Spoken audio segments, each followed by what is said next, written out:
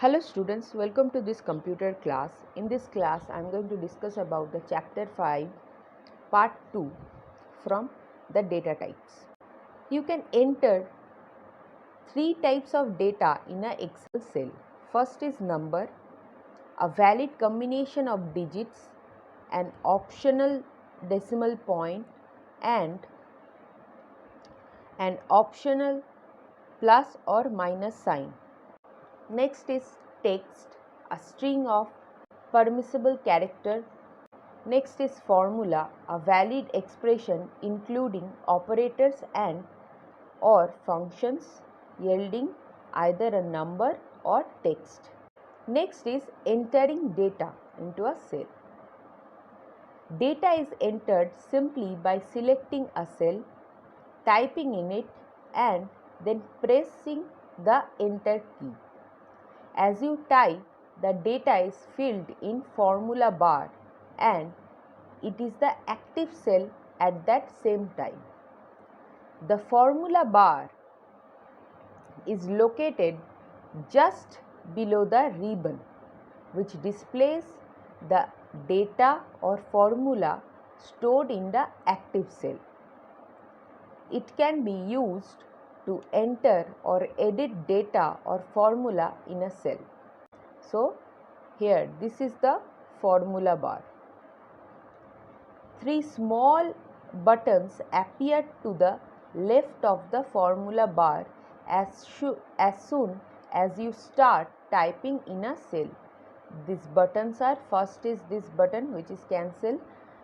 The button is called cancel button, which is used to cancel the data entry without pressing the delete key. Next is this is the enter button. The button is called the enter button. Clicking this button is equivalent to pressing the enter key.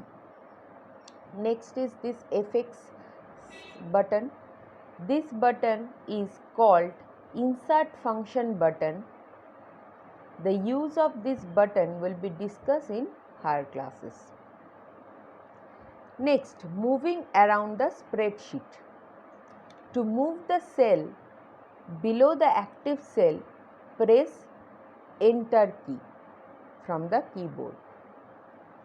Next, to move the cell that is to the right of the active cell, press tab. Next, you can also move the cell above, below, right or left of the active cell using the corresponding arrow keys on the keyboard. Next is creating a new workbook.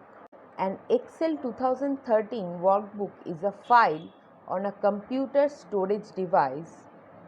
You can do everything with an Excel 2013 workbook that you do with a file, means cut, copy, delete, rename, etc.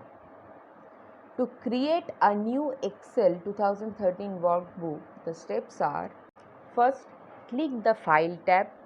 Next step, on the screen that appears called the Backstage view, select New and then click on the blank workbook. So here is the New tab. First click on this New tab, then click on this blank workbook option. A new blank workbook will open.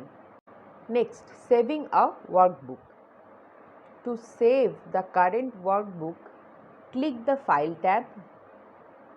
In the menu that opens, click Save if you want to save the workbook with an existing name, or click Save As if you want to save the workbook for the first time or save the workbook with a new name. The Save As pane appears. Next, to save the file on your computer, select Computer and then click Browse. The Save As dialog box will appear. So here you can see that these, first click Save As, then go to this computer option and then this browse option. Select the location and then type a file name. Click on the save button. The workbook will be saved with a default file extension which is .xlsx. This is the file extension for Excel files. Next topic is editing data. After you have entered data in a cell, you might need to change it in some way or other. There are two ways in which you can edit the cell's contents. First is by overwriting the previous data, thus changing the content completely. Next is by modifying the previous data only partially. First is overwriting.